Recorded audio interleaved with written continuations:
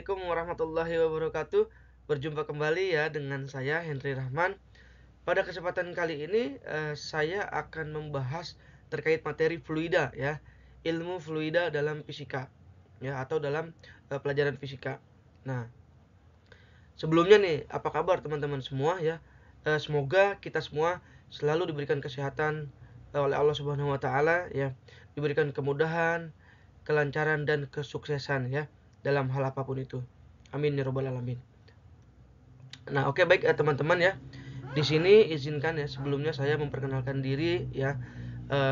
Saya Henry Rahman dari Fakultas Teknik Program Studi Teknik Informatika ya Universitas Pelita Bangsa.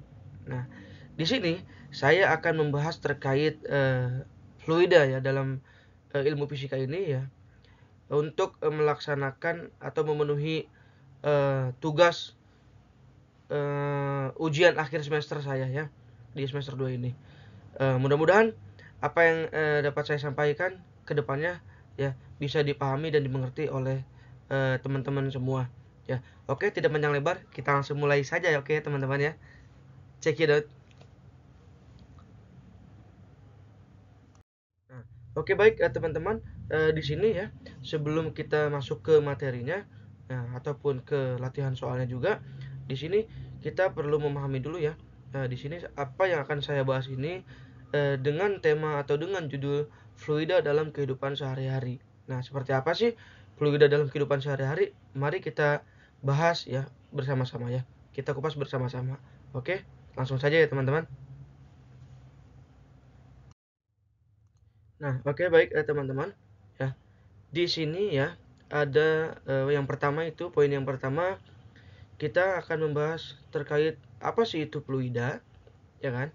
Nah, dengan gambar di samping ini ya, gambar di samping ini glass of water ya. Jadi segelas air ya.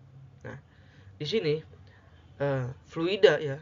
Fluida adalah zat yang dapat mengalir bebas dan mudah berubah bentuk karena gaya tekan. Nah, di sini fluida dapat dibagi menjadi dua jenis, yaitu cairan dan gas. Nah, cairan memiliki volume yang konstan, tetapi bentuknya dapat berubah sesuai dengan wadahnya. Nah, gas tidak memiliki volume dan bentuk yang pasti. Nah, dan akan selalu mengisi seluruh ruang yang tersedia. Jadi seperti itu ya, teman-teman. Kita lanjutkan untuk yang selanjutnya. Oke baik teman-teman, di sini kita akan lanjut ya membahas yang selanjutnya yaitu terkait sifat-sifat fluida ya. Nah, untuk sifat-sifat fluida ini ya, yang pertama kita akan mengenal dulu yaitu di sini ada alat ya dengan gambar yang di sisi sebelah kanan ini ada force gauge ya. Nah, di sini force gauge ini digunakan untuk mengukur tekanan suatu fluida. Nah, di sini ya, tekanan gaya yang diberikan oleh fluida terhadap suatu permukaan per satuan luas. Nah, di sini kedapatan massa fluida per satuan volume. Lalu viskositas ya, ketahanan fluida terhadap aliran. Nah, lalu di sini tegangan permukaan ya, gaya yang menarik permukaan fluida sehingga membentuk lapisan tipis. Nah, tekanan fluida dapat diukur dengan menggunakan alat yang disebut gauge ya. Nah, di sini kepadatan fluida dapat diukur dengan membagi massa fluida dengan volumenya. Nah, viskositas fluida dapat diukur dengan melihat beberapa cepat fluida mengalir. Nah, tegangan permukaan fluida dapat diamati dengan melihat bagaimana air membentuk tetesan air. Nah, jadi seperti itu untuk sifat fluidanya teman-teman ya. Di sini ada force gauge ya. Di sini ada alat digunakan untuk mengukur tekanan suatu fluida ya. Seperti itu. Nah, oke baik teman-teman ya. Nah, di sini selanjutnya yaitu hukum-hukum fluida. Nah, sebelum kita bahas hukum-hukum fluida, nah mari kita lihat gambar di samping ini ya. Di gambar 3 ini. Nah, di sini ada sebuah balok baja ya yang padat. Nah, akan tenggelam ya jika dimasukkan ke dalam air. Nah, seperti ini ya. Balok baja ini yang kecil ya. Dia tenggelam jika dimasukkan ke dalam air. Nah, lalu di sini sebuah kapal baja ya dengan berat yang sama ya misal, tapi dia mengapung. Nah, mengapa demikian? Nah, di sini di sini berat baja ya dengan panah yang ke bawah ini ya, berat balok baja ini menghasilkan tekanan. Nah, lalu mendorong kebalikan arah kekuatan apung ya, sehingga berlawanan ya, terus menekan maka akan tenggelam. Nah, lalu untuk sebuah kapal baja, nah dengan berat ya fisiknya seperti ini, lalu di sini ataupun beyond force-nya, kekuatan apungnya. Nah, di sini perbedaannya volume air yang dipindahkan ya. Jadi volume air berdasarkan tekanan yang dipindahkan ya. Karena masanya dia di sini jenisnya padat dari lebih padat daripada air gitu ya. Nah, massa air ini kan, nah massa jenis kapal ini tidak lebih padat daripada air di bawahnya, maka menghasilkan tekanan kekuatan apung ya, sehingga menyebabkan atau menjadikan kapal baja ini dapat mengapung gitu ya. Nah, ini kembali di sini untuk kapal besi baja ya. Nah, penampangnya dibikin besar. Nah, coba kalau di penampangnya atau dimampatkan ya, dimampatkan pasti dimampatkan gitu maksudnya ya. Nah, pasti tenggelam juga. Nah, contoh mudahnya misalkan ya, ada kaleng minuman ringan bekas. Nah, pernyataan di bawah ini ya. Nih, ada minuman ringan bekas ya dengan bentuk kaleng. Nah, kalau utuh misalkan dilempar ke air pasti mengambang. Nah, tetapi ya, ataupun lalu jika misalkan dicoba untuk diremas kalengnya terlebih dahulu ya sebelum dilemparkan ke air ya, maka ketika dilemparkan ke dalam air maka akan tenggelam. Nah, di sini bicara berat baja, nah lebih berat daripada air. Nah, kan? Nah, kalau bicara massa jenis kapal tidak lebih padat daripada air di bawahnya. Nah, jadi demikian yang menyebabkan kapal ini bisa mengapung. Nah, lalu di sini untuk hukum-hukum fluidanya seperti ini ya teman-teman. Yang pertama yaitu ada hukum Pascal. Nah, hukum Pascal yaitu tekanan yang diberikan pada suatu titik fluida, nah tertutup ya, akan diteruskan ke segala arah dengan sama besar. Nah, lalu di sini yang kedua, hukum Archimedes. Nah, gaya angkat yang bekerja pada benda yang terendam dalam fluida sama dengan berat fluida yang didesak ya oleh benda tersebut. Nah, jadi di sini, nah ini hukum Archimedes ini termasuk ke dalam kapal baja ini ya, ataupun perahu baja ini. Jadi gaya angkat yang bekerja pada benda yang terendam, nah dalam fluida ya, nah sama dengan berat fluida yang didesak oleh benda tersebut. Nah, seperti yang tadi yang sudah saya jelaskan ya. Nah, bicara berat baja lebih berat daripada air. Nah, kalau bicara massa jenis kapal, nah tidak lebih padat daripada air di bawahnya. Jadi seperti itu. Jadi ini bisa termasuk ke dalam hukum Archimedes. Nah, lalu prinsip Bernoulli ya. Pada aliran fluida yang ideal, kecepatan fluida yang tinggi menghasilkan tekanan yang rendah. Nah, dan kecepatan fluida yang rendah menghasilkan tekanan yang tinggi. Nah, bisa seperti baling-baling ya pada pemutar kapal ya, perahu di bawah yang itu kan. Nah, itu bisa masuk ke dalam prinsip Bernoulli ya. Gitu. Nanti dia akan menghasilkan tekanan yang rendah dan kecepatan fluida yang rendah menghasilkan tekanan yang tinggi. Nah, jadi menjadikan perahu itu dapat berjalan atau bergerak gitu ya. Nah, lalu di sini hukum Pascal ya digunakan dalam berbagai aplikasi seperti rem, hidrolik dan dongkrak. Nah, atau dongkrak hidrolik ya. Nah, hukum Archimedes digunakan untuk menjelaskan mengapa benda dapat mengapung atau tenggelam dalam fluida. Nah, ini maksudnya ya. Kedua dari contoh gambar ini masuk ke dalam hukum Archimedes ya. Karena mengapa benda yang berat misalkan ya dapat mengapung atau tenggelam dalam fluida. Nah, ini ada kedua kemungkinan ya. Dalam balok baja ini dapat tenggelam gitu kan, karena dengan berat dan masanya. Nah, di sini juga sama ya. Untuk kapal di sini sama, di sini termasuk dalam hukum Archimedes ya keduanya. Nah, di sini prinsip Bernoulli ya digunakan dalam berbagai aplikasi seperti sayap pesawat terbang ya, sayap pesawat terbang dan baling-baling kapal laut. Nah, itu ya tadi ya yang saya jelaskan bisa terdapat di Bernoulli juga ya, dalam pengertian hukum prinsip Bernoulli ya. Nah, itu bisa berlaku pada baling-baling kapal ataupun kapal laut ya. Nah, di sini. Nah, lalu aplikasi seperti sayap pesawat, terbang, dan baling-baling kapal laut. Nah, seperti itu ya untuk prinsip Bernoulli-nya. Jadi demikian ya teman-teman untuk hukum-hukum fluidanya. Nah, oke teman-teman ya. Di sini ada contoh ya dalam kehidupan sehari-hari ya terkait fluida ini. Nah, saya di sini menggunakan contoh air conditioner ya atau AC. Nah, untuk air conditioner ini ya, AC atau air conditioner menggunakan prinsip refrigerasi ya untuk mendinginkan ruangan dengan cara menguap dan mengembunkan fluida refrigeran. Nah, ini ya dengan contoh gambar di sini yang di atas ya. Ini dengan gambar yang keempat ya, AC atau air conditioner kamar rumah saya ya. Nah, di sini saya jadikan contoh, dan lalu di sini gambar yang kedua ya, cara mengatur temperaturnya ya. Nah, lalu di sini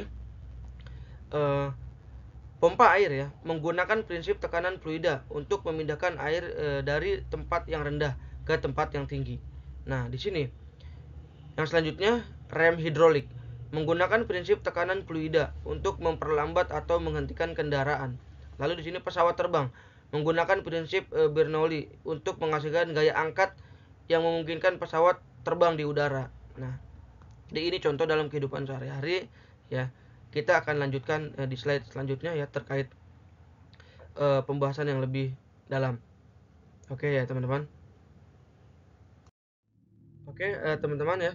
Di sini selanjutnya pengertian dasar tentang AC ya atau air conditioner. Nah, pada gambar berikut ini ya, itu secara garis besar ini langkah-langkah secara dasar ya untuk alur pengerjaan daripada air conditioner ini atau proses ya, alur prosesnya. Nah, di sini pertama di sini kompresor ya, kompresor mengalirkan ke sini ke eksternal fan coil.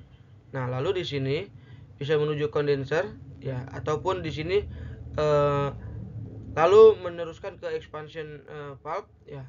Lalu ke sini urutannya ke sini ya kan. Nah, setelah ke sini, nah interfan coil ini menuju ke internal unit. Nah, dari internal unit di sini, nah di nomor 2 ini untuk menghisap ataupun untuk sirkulasi ya hot air in di sini. Nah, masuk. Nah, kembali di sini langsung kembali ke internal fan coil sini. Kembali ke kompresor dikeluarkan lalu melalui internal fan coil. Nah, lalu menuju kondenser ya untuk mengeluarkan suhu air yang panas.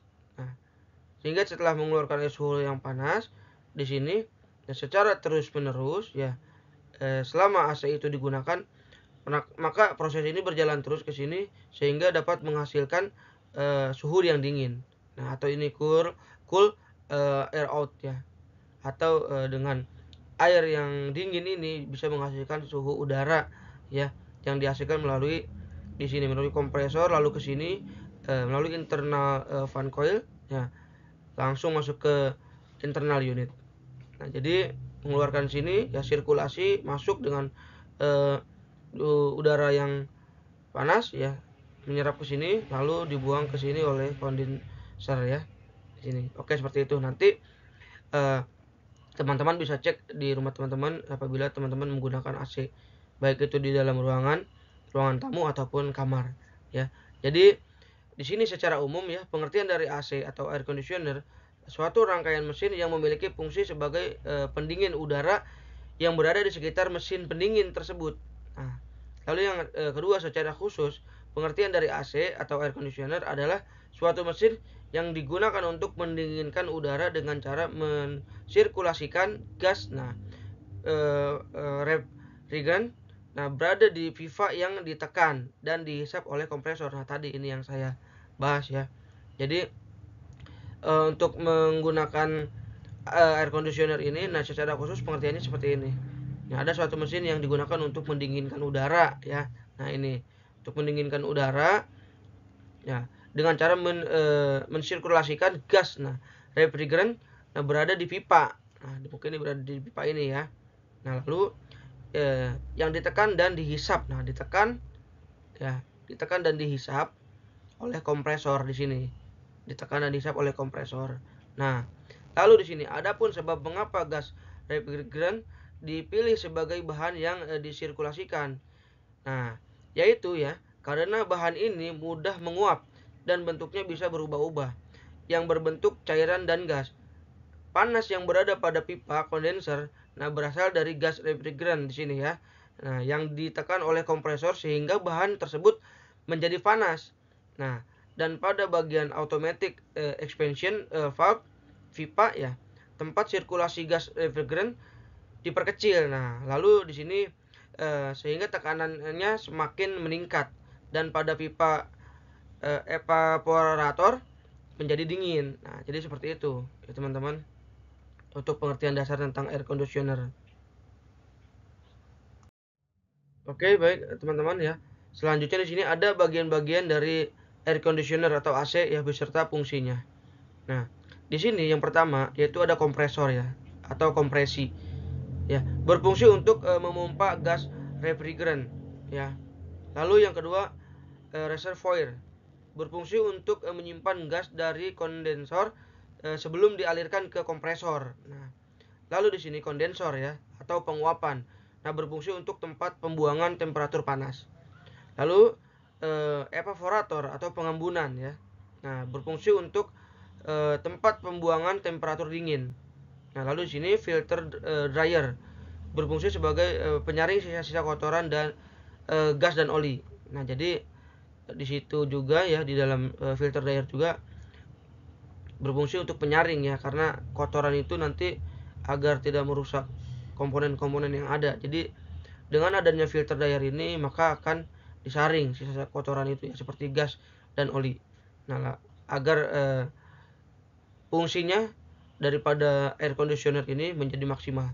Lalu di sini untuk motor fan dan blowernya berfungsi untuk memutar kipas fan blower agar terjadi sirkulasi udara. Nah, jadi ada keseimbangan sirkulasi ya.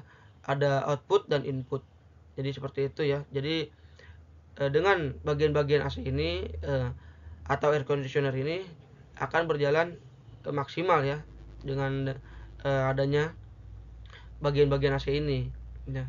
Karena masing-masing fungsinya akan berjalan ya. Jika salah satunya tidak ada, hasil AC-nya pun tidak akan maksimal, atau salah satu bagian-bagian AC ini ada yang rusak ya, maka harus kita segera perbaiki. Itu ya teman-teman. Oke, teman-teman ya.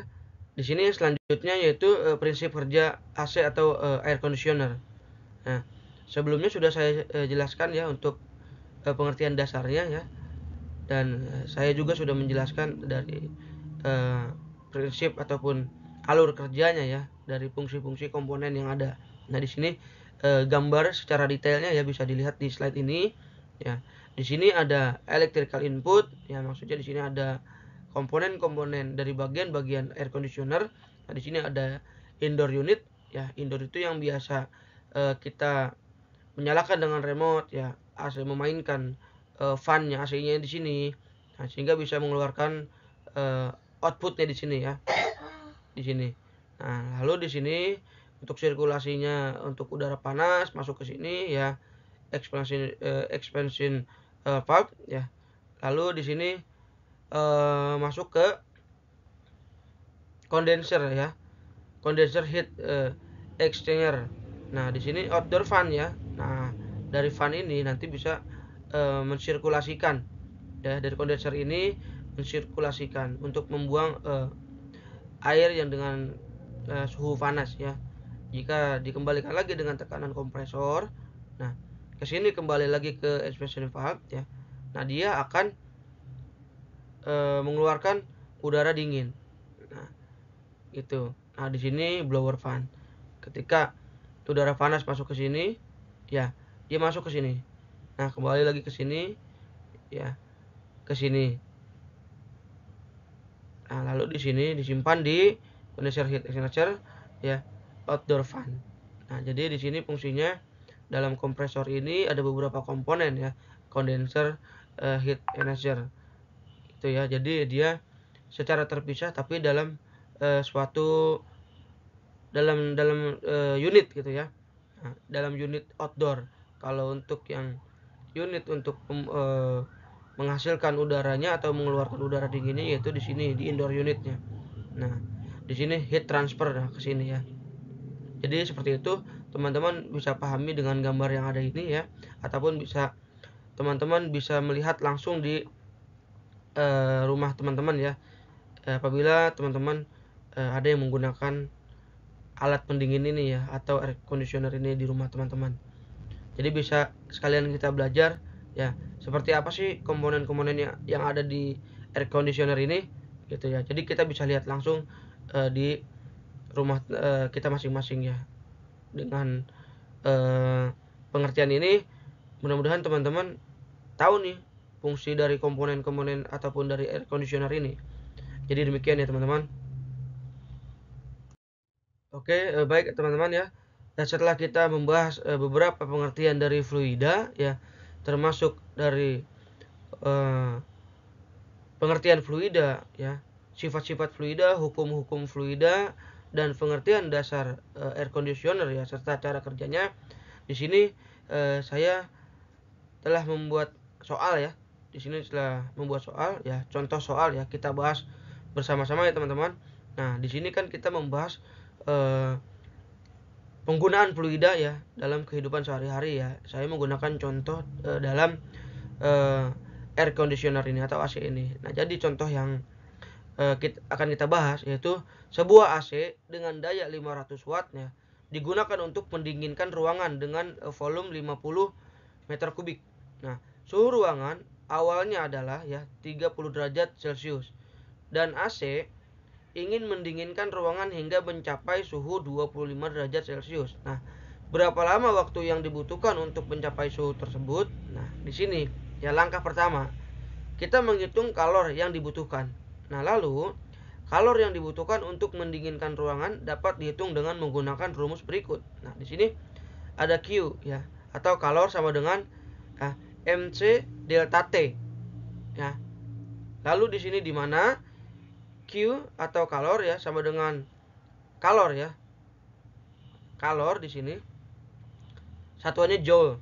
Nah, M di sini massa ruangan ya atau kg ya. Nah, di sini untuk C ya sama dengan kapasitas panas ruangan. Di sini satuannya joule atau kg derajat Celcius atau ya bisa dibilang seperti itu. Nah, di sini delta T. Nah, selisih suhu ya. Satuannya derajat Celcius. Nah, jadi untuk langkah pertama demikian, teman-teman ya. Nah, untuk selanjutnya oke. Untuk selanjutnya di sini ya, massa jenis udara pada suhu 20 derajat Celcius. Nah, adalah sekitar 1,2 kilogram per meter kubik. Nah, di sini M sama dengan 50 meter kubik ya atau pangkat 3 dikali 1,2 kilogram atau kg per meter kubik ya sama dengan 60 kg ya. Jadi di sini kapasitas panas udara pada tekanan konstan adalah sekitar 1000 joule ya atau kg ya bisa dibilang satunya itu joule per kg derajat Celcius. Nah, di sini delta T ya. Delta T sama dengan 25 derajat Celcius dikurang ya atau minus 30 derajat Celcius sama dengan minus 5 derajat Celcius. Nah, dengan catatan ya, delta T negatif karena suhu ruangan diturunkan. Nah, di sini Q sama dengan 60 kg dikali 1000 joule per kg derajat Celcius dikali ya dalam kurung 5 derajat Celcius sama dengan ya yaitu min 300.000 joule. Nah, langkah kedua ya di sini menghitung waktu yang dibutuhkan. Nah, Waktu yang dibutuhkan untuk mencapai suhu 25 derajat Celcius dapat dihitung dengan menggunakan rumus berikut. Nah, di sini T sama dengan Q per P. Nah, ya. Lalu di sini di mana ya? T sama dengan waktu ya, dalam bentuk satuannya second. Nah, di sini atau S ya. Nah, lalu yang P sama dengan daya AC ya. Nah, daya di sini satuannya watt ya atau W. Nah, lalu di sini T yang kedua sama dengan ya, di sini T kedua sama dengan ini maksudnya ya, hasil daripada min 300.000 joule ya dibagi atau per 500 watt ya sama dengan hasilnya di sini 600 min 600 second atau min 600 S. Jadi demikian teman-teman ya. Nah, seperti itu bisa dipahami. Nanti jika ada yang tidak mengerti bisa nanti di kolom komentar atau kita diskusikan bersama-sama ya. Nah, oke teman-teman ya. Jadi itu tadi contoh terkait air conditioner atau AC ya, dalam penghitungan jika kita menggunakan ataupun menurun dan menaikkan suhunya untuk satuannya ataupun rumusnya yang seperti tadi kita bahas bersama-sama ya. Nah, di sini ya untuk penjelasannya, hasil perhitungan menunjukkan bahwa waktu yang dibutuhkan untuk mencapai suhu 25 derajat Celcius adalah ya min 600 detik ya. Jadi nilai negatif ini tidak masuk akal dalam konteks waktu. Nah, hal ini karena kita telah membuat asumsi yang tidak realistis dalam perhitungan kita. Nah, asumsinya yang salah adalah bahwa seluruh ruangan memiliki suhu yang sama pada awal waktu. Nah, pada kenyataannya suhu di dalam ruangan mungkin tidak merata dan beberapa bagian ruangan mungkin lebih panas daripada yang lain. Nah, selain itu, AC ya atau air conditioner mungkin tidak mendinginkan seluruh ruangan secara merata dan beberapa bagian ruangan mungkin lebih dingin daripada yang lain ya. Jadi bisa seperti itu karena dengan suhu seperti itu ya, dengan ruangan yang sedemikian rupa kita atur suhu dengan 25 derajat Celcius ya. Jadi penjelasannya seperti ini teman-teman ya. Nah, jika kita menggunakan atau mengatur suhu mencapai misal 18 derajat atau sampai 16 derajat ya, yang pada umumnya standar tingkat untuk menaikkan suhu itu pada AC yang ada di standar Indonesia mungkin sampai 16 atau 15 derajat ya teman-teman. Nah, jika mencapai suhu 25 derajat ya, di sini nilai negatif ya. Nilai negatifnya ini tidak masuk akal dalam konteks waktu. Nah, hal ini karena telah membuat asumsi yang tidak realistis dalam perhitungan. Jadi untuk ruangan memiliki suhu yang sama pada awal waktu. Nah, pada kenyataannya suhu di dalam ruangan mungkin tidak merata ya. Nah, di sini ada beberapa bagian ya atau ruangan mungkin lebih panas daripada yang lain. Nah, jadi tidak mendinginkan seluruh ruangan secara merata. Ada beberapa bagian ruangan mungkin lebih dingin daripada yang lain atau yang lainnya kurang dingin lah, bisa dikatakan seperti itu ya dengan suhu 25 derajat ini. Nah, untuk mendapatkan perkiraan ya selanjutnya waktu yang lebih realistis, nah kita perlu mempertimbangkan faktor-faktor ini dan menggunakan model yang lebih kompleks untuk menghitung perpindahan panas di dalam ruangan. Ya, jadi seperti itu, teman-teman. Nah, lalu di sini kesimpulannya ya. Kesimpulannya ya, dalam contoh soal yang telah saya jelaskan, ya mungkin teman-teman juga sudah menyaksikan ya. Kesimpulan daripada contoh soal ini, nah, menunjukkan bagaimana prinsip-prinsip fluida dapat digunakan untuk menghitung waktu yang dibutuhkan ya untuk mendinginkan ruangan dengan AC. Nah, namun penting untuk diingat bahwa perhitungan ini hanya merupakan perkiraan dan waktu yang sebenarnya mungkin berbeda tergantung pada berbagai faktor. Nah, jadi seperti itu ya teman-teman ya, dalam pengertian fluida ya, kehidupan sehari-hari yang saya gunakan ini contohnya yaitu pada AC atau air conditioner ya. Mungkin secara umum ya teman-teman juga sudah dapat merasakan ya dengan manfaat AC itu sendiri atau air conditioner itu sendiri ya. Ketika kita menggunakan suhu dengan di atas 25 derajat ya, kita dengan mengukur waktu ingin cepat dingin ya rasanya ya mustahil, tidak realistis gitu kan. Di atas 25 derajat misal contoh ya, di atas 25 derajat berapa waktu yang dibutuhkan untuk supaya AC itu menghasilkan udara yang dingin untuk kita. Dan mungkin ada beberapa bagian jika kita dekat dengan AC-nya itu ya, dalam outputnya mungkin akan terasa dingin, tapi ketika kita menyebar dalam isi ruangan yang ada di ruangan di dalam misalkan ya di dalam kamar ataupun di dalam ruangan yang lebih luas, mungkin akan tidak merata dinginnya ya. Nah, untuk mensiasati ya, kita harus menaikkan temperatur daripada AC itu sendiri ya. Misal dari 25 derajat atau dari 30 derajat ke bawah ya. Dari 28 misal ya, 28, 27, 26, 25. Nah, itu masih relatif standar untuk suhu dinginnya, bisa tidak merata. Nah, jadi seperti itu. Jika kita ingin merasakan yang maksimal ya dalam suhu ruangan, kita mengatur ulang temperatur ya. Mengatur ulang temperatur mungkin bisa menaikkan menjadi 18 ataupun 16 derajat Celcius. Nah, nanti di situ kita bisa hitung berapa lama ya, teman-teman, dalam kecepatan